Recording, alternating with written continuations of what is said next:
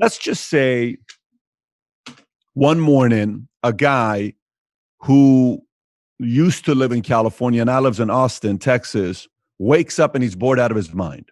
Okay. And this happens to him quite a lot. And he wakes up and he says, you know what? I've been in the most competitive space for a long time, and I'm competing with everybody. And the company I built is called Tesla, right? And, kind of gone to space. I've blown up a few things here and there, but I've been pretty successful during the time in a limited budget. And it's kind of cool. I started a company called The Boring Company. What about if I decided to go in, screw with everybody, and start a smartphone company? Could I compete with everybody else out there? My name is Elon Musk. Mm-hmm. Huh. Okay. So I've heard a lot of, could one of these companies start a smartphone, especially Tesla? Tesla makes batteries. Could Tesla make an incredible smartphone with great battery? And my initial thought is, yeah, of course. Why would I ever doubt Elon and him with a startup? Of course, he could probably pull it off. But the other hand, is this smartphone space, especially in the top, bit of market share, as we were describing earlier, is ruthlessly competitive. Now, of course, the auto industry was ruthlessly competitive before Tesla came along, but Tesla came along with a new technology that it's going to take them years to catch up to. And I don't know if there is a new technology that smartphone makers aren't considering or haven't already tried to start working on that someone could just leap in and dominate at. Smartphones are trying all kinds of stuff. When you look at the new highest end phones, it does seem very consistent, the same high end screens and cameras and everything. But I was just talking about the folding phones, the swiveling phones, the new battery tech we see, all this wireless tech, all this stuff is getting better at a very high rate. And if you're going to just jump in there's another company called Red that I'm a big fan of that makes incredible cameras. And they decided they were going to jump in and make a smartphone a couple of years ago. And I thought, okay, yeah, Red could make a phone and their advantage would be the camera. And they made a terrible phone and it died before the year was over. So I don't know that you can just jump in and immediately start competing for the top end of market share. You can make something interesting, but I think it would be pretty tough.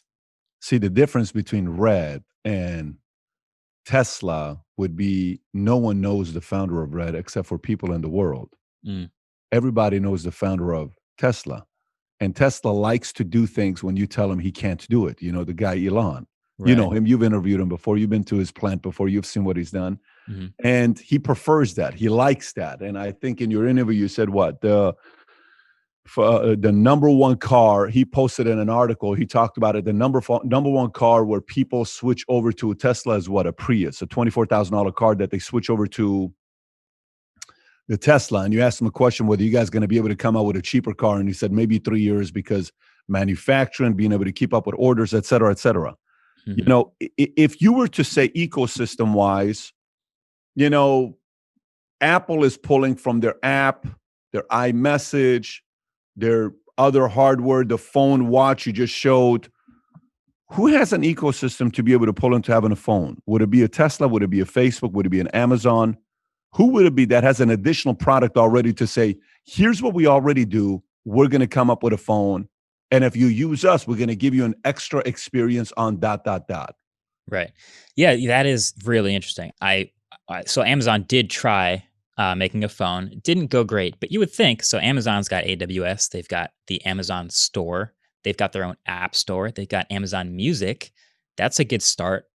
That you could kind of tie in. I don't know if anyone's compelled to switch from their iPhone because of Amazon Music or something like that, but if they could make some cool exclusives with the Amazon.com store, maybe that's something. But I think what I found is the most compelling reasons to switch are actually just great hardware. So if you could make a great smartphone accessory, and I don't think a Tesla is going to be that smartphone accessory, but if you can make a great accessory that is amazing hardware and works best when you have your phone and not the iPhone, that becomes a reason to switch. Because, all of Apple's services are fine. iMessage is fine. Apple's mail service is fine. Safari is fine.